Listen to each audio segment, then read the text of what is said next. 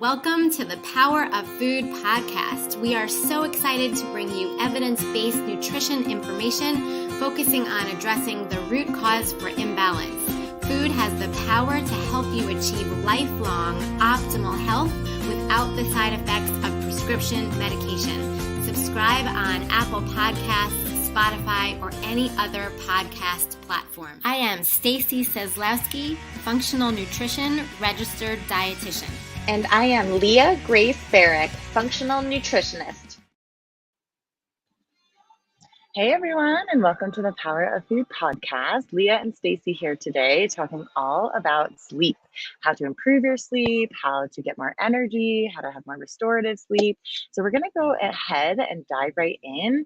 And do you want to start us off, Stacy, by just talking basically why we need sleep? I'm sure everyone has had a poor night's sleep and they know how crappy they feel when they do, but why do we actually want to focus on our sleep in the first place? And then we can kind of dive into how to improve sleep. Yeah, absolutely. Gosh, I love talking about sleep because it is medicine. You know, we're always so focused on food as medicine, but sleep is really medicine.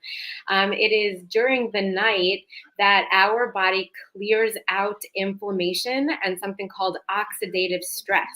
So that when we wake up in the morning, that's why, like, if you don't kind of feel well one day, you know, people, you'll always hear, well, go to sleep and you'll feel better tomorrow.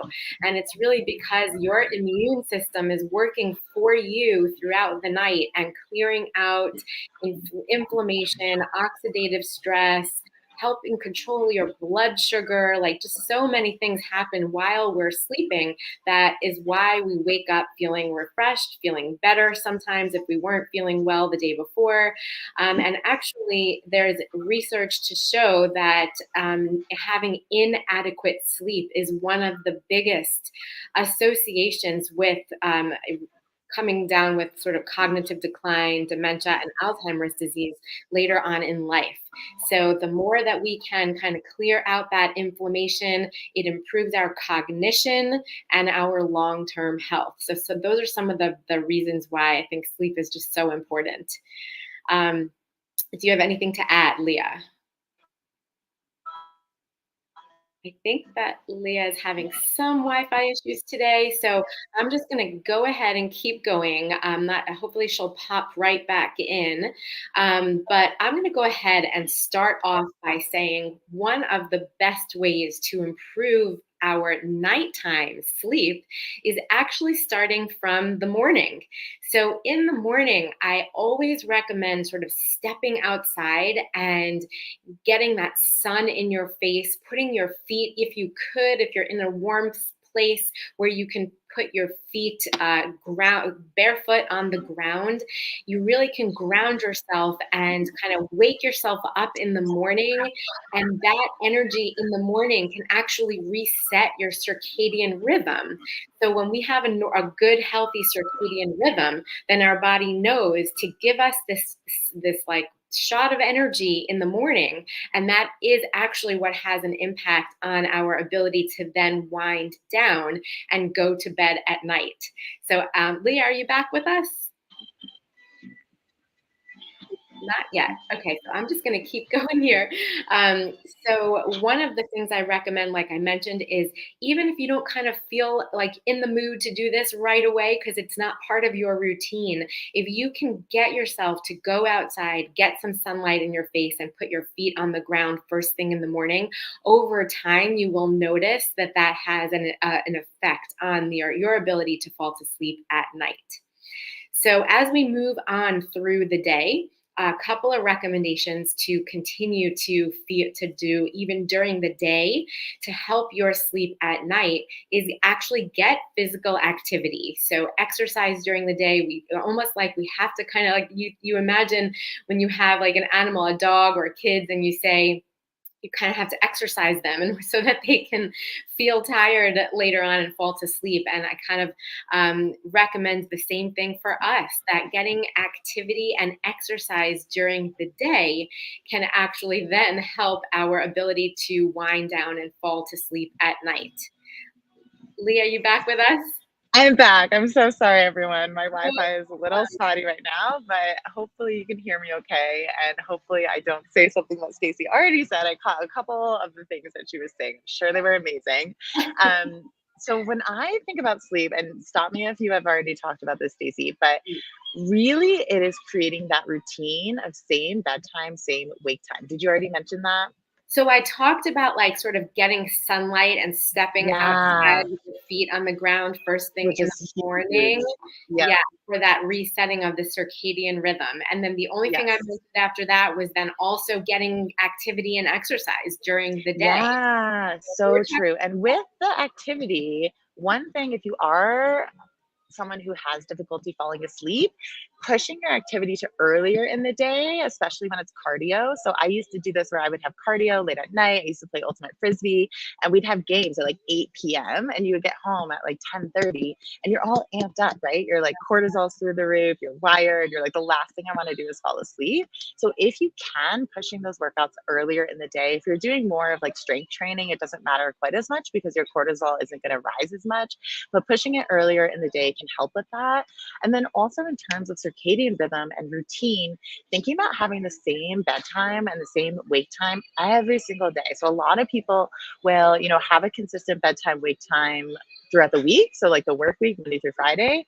And then on the weekends, they'll stay up super late, they'll sleep in super late. And then Monday rolls around and how do they feel? Pretty horrible, right? Because your circadian rhythm is all messed up. So as best you can, keeping it to around an hour. So like if you normally go to bed at 10, going to bed no later than 11 on the weekends, if you do want to stay up a bit later, and then waking up around the same time every day because the body loves that routine. And then it will start to kind of help your body know when it's time to turn down the cortisol, turn down the stress, increase the melatonin, make you sleepy. And then in the morning as well, you're going to feel so much more energized because you're going to get that natural cortisol rise in the morning, which again, Stacey and I talk a lot about stress, right? About cortisol, and often it has a really negative connotation, which yes, too much stress will definitely not be good for your body.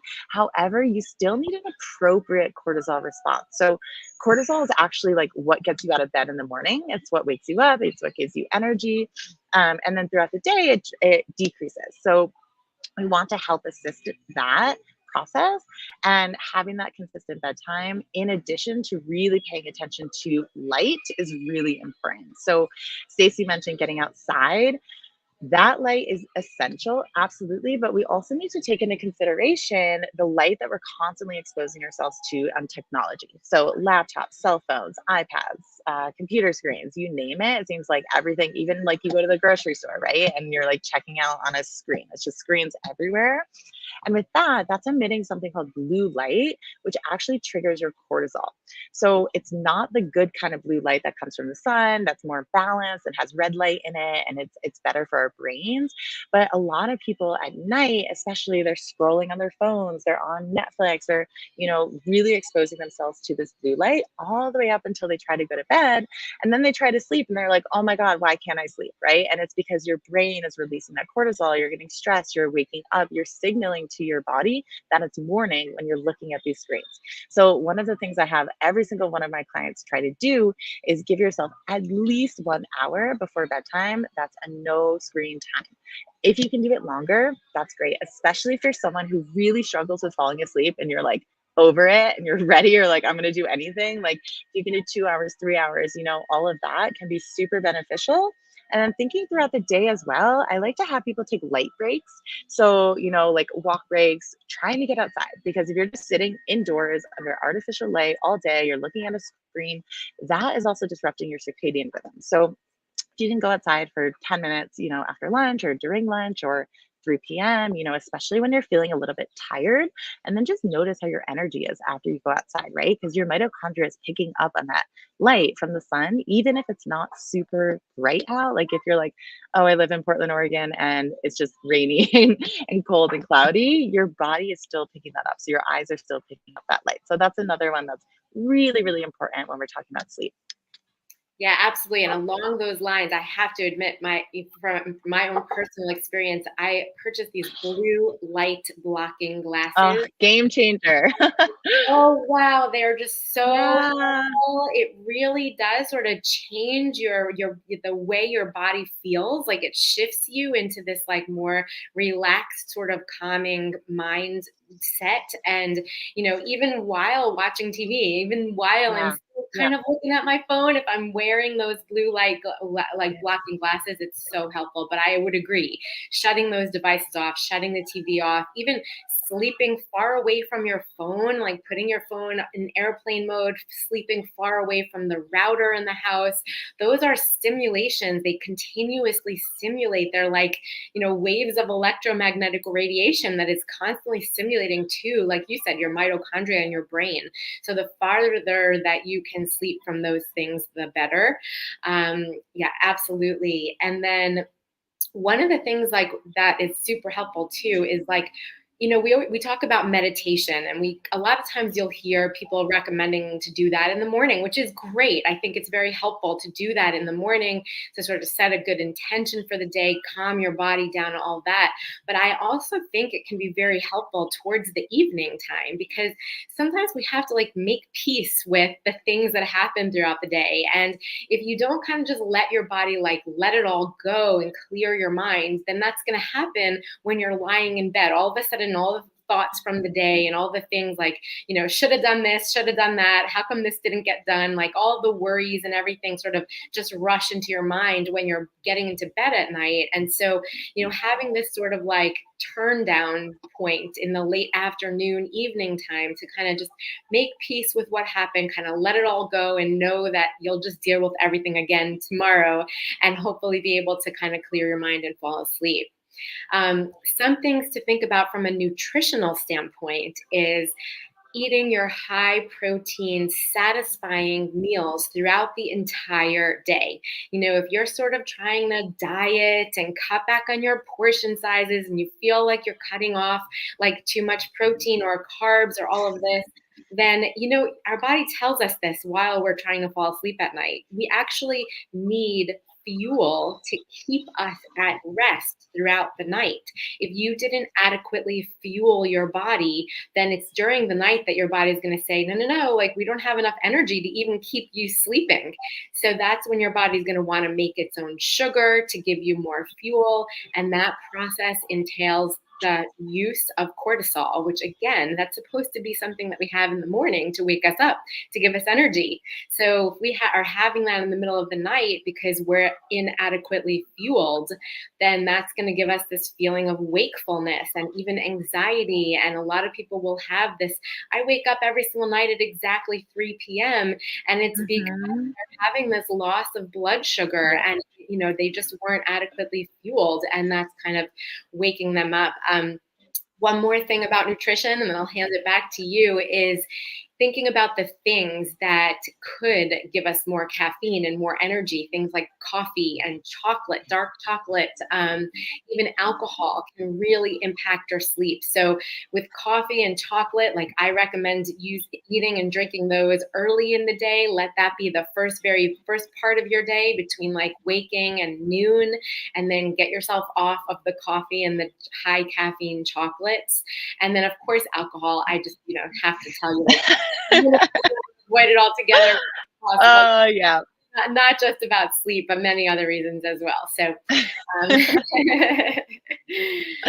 Yeah, no, those are all such great points, Stacey. And yeah, with the alcohol one too, I just want to point that out, that a lot of people think alcohol makes them sleep better because it makes them drowsy. And we've talked about this before, but just for anyone who doesn't know, yes, it's going to initially make it probably easier to fall asleep, but your sleep is not going to be as restorative. You're not going to be able to get as deep a sleep.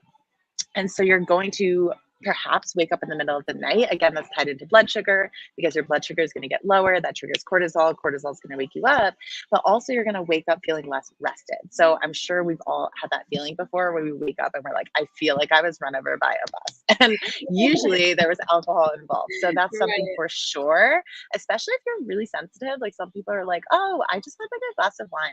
I feel it. Like I know if I have a glass of wine, I'm like, all right, this, I know I'm going to feel it tomorrow morning because I'm not going to sleep as well. So that's a huge one. The caffeine is a huge one.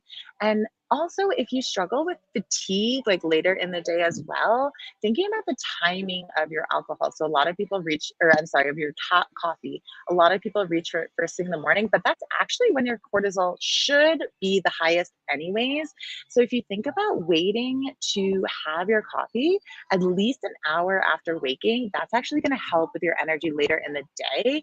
And then you're still going to be having it, before 12 p.m., assuming you're waking up earlier than 11, which we should be doing anyways to get that morning sunlight. But timing your coffee. So usually I say like around 11 is kind of the perfect time for your coffee as your cortisol starting to decrease. You're having your coffee, but it gives your body enough time to metabolize it, to detox it, to get it out of your system before you sleep. So that's a really big one as well. And then a lot of people are having dark chocolate right before bed, right? Because it has so many health benefits. But if you're super sensitive to caffeine and your body doesn't detox it quickly, that might actually be keeping you up. So just be aware of that. That cacao, yes, it has a ton of health benefits. It's loaded with magnesium, all of these great things, but you might want to push it earlier in the day if you are someone that's a little bit more sensitive. So all of those are really great. And I do notice, Stacey, like with a lot of my clients, anyone who has blood sugar imbalances, that 3 a.m., 4 a.m. wake up. And one way to know if this is you is if you wake up and you're hungry, that's like for sure a telltale sign. Sometimes you won't feel the hunger, but if you're wearing like a continuous glucose monitor or something and you see it dip low and you wake up during that time, or even if your sleep is a little bit more restless, that could be a sign that you really need to make sure that you're having those high protein meals, just like Stacey said, throughout the day. And you're not just having it at dinner, because another thing that I see people doing is having this huge meal and then going to bed right after. So we want to make sure that we're giving our body the time and the opportunity to actually metabolize and digest our food before we're going to bed. So usually if you can, at least 3 hours before bed, and making sure that you're eating enough throughout the day so you don't feel like you need to have this humongous meal for dinner, right? And in our society, it's hard, right? Because it's like go, go, go, take lunch on the road, have something super light, or maybe skip lunch. And then finally you have the time to sit down to dinner. So people end up having this like massive dinner. But if you're having trouble sleeping, you might want to try to have dinner be a bit lighter, push it a little bit earlier. The one caveat with that, especially for women, is that if you do have a blood sugar irregularity and you're eating 3 hours before bed, you might not have enough fuel to actually get you through the night. So that's where a bedtime snack that's very intentional. So having the right kind of bedtime snack, which we can kind of talk about what some of my favorites are for that, that can be really helpful until you've remedied those blood sugar issues and you have a more balanced blood sugar response, and your body's able to tap into some of those glycogen or that stored glucose in your body, so that that's what you're running off when you're asleep, rather than it being this huge stress response and your body's like, oh my gosh, stress, we're in a famine, we can't have enough fuel. So having a little something before bed that's higher in protein, higher in fat, a little bit of carb can be helpful. Some of my favorites are like turkey slices. That's going to have tryptophan, which can help. Pistachios are another one. Those are high in melatonin. Something with like tart cherry juice. I make these gelatin tart cherry juice like gummies that are great because the gelatin, which is the same as collagen, it's a little bit more firm. That has glycine in it, which is very calming as well. So if we think about incorporating these foods that have melatonin in them, that have tryptophan, that have serotonin, all of these things that are building blocks for making us feel sleepy, giving us the neurotransmitters that we need, that can be helpful as a little light snack before bed. So that's something that I just wanted to mention with that as well. Totally agree with everything that you just said. I feel like I say those things all the time. Yeah. I just have a couple more on my list, and we're going fast through with this. A couple thoughts for how our body like sort of does wind down is dimming. I think I may have already mentioned dimming the lights when I said something about wearing the blue light blocking glasses, but really at dinner time, like really when the sun goes down is when we want to start already getting used to like, dimmer colors and lights in the house. Also a lower temperature.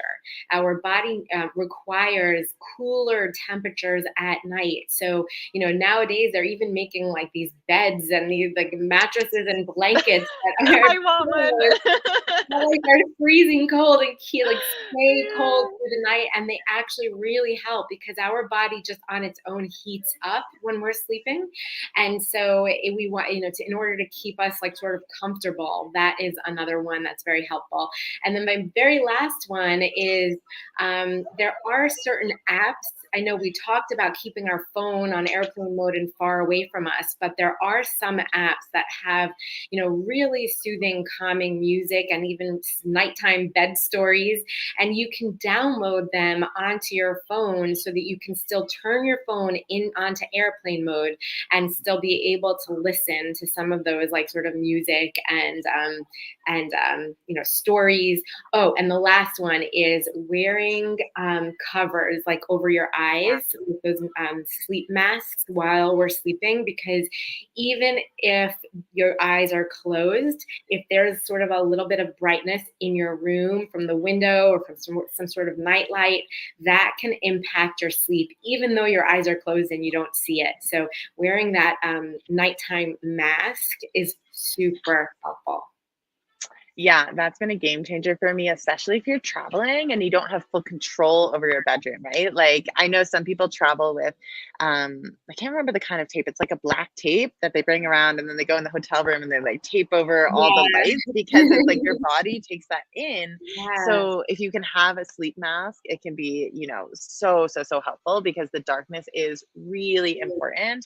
And yeah, like you said, especially at night, turning off those lights above headlights, like overhead lamps, because that again is triggering to your body that it's daytime, right? Like the sun is overhead. So thinking about like red lights, I love doing like Himalayan pink salt lamps because they have that red hue.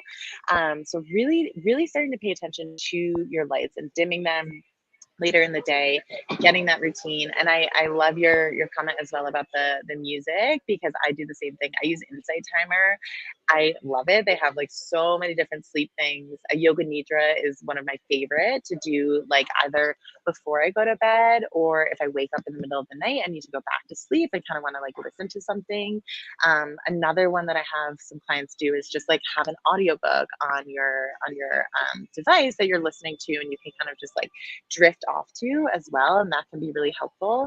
As can using something like lavender essential oil. So if you get like an oil diffuser, that can just help if you have any kind of like stress or anxiety, and that can help you calm down a bit. And then lastly, herbal teas can be helpful too. So chamomile, lavender, valerian root, there's a lot out there that can be really helpful to kind of take that stress response down, help with your nervous system to kind of like tell it that it's ready for bed and that kind of thing. So all right. Well, we covered a lot, Stacey. Hopefully that was helpful for all of you guys, and you can start to implement some of these into your nighttime routine, your morning routine, getting outside first thing in the morning, paying attention to light, paying attention to your nutrition throughout the day, because that really does make a big difference. And I hear it often. I don't know if you hear the same, Stacey, that people are like, oh, what I eat has nothing to do with my sleep. And it's like, oh, it actually has everything to do with your sleep. So there's a lot you can do from both like a macronutrient perspective in terms of like blood sugar, but also micronutrients as well. We touched on a few of those, but like that's a whole other podcast that we could go into. Yeah, awesome. Well, thank you guys for listening. And Leah, do you want to tell people ask people if they will share our... Yes. Totally. So if you guys want to leave a rating and review, you can do that on Apple Podcasts or Spotify. We would super appreciate it. And if you know anyone that would find this helpful, feel free to send it their way as well. We really like to keep these free and accessible for people, so it can hopefully make your lives a little bit better. Great. Thanks, everyone. Happy holidays. Happy Thanksgiving. See you next time. Thanks so much for listening. If you found this episode helpful, we'd love if you left a rating and review and shared it with someone else who would find it helpful. You can find more information about Leah at gracefunctionalnutrition.com and get in touch with her through email at leah@gracefunctionalnutrition.com or on Instagram at gracefunctionalnutrition. To find more information about Stacy, you can find her at healfromfood.com, email her at stacy@healfromfood, or on social media at healfromfood. See you next time.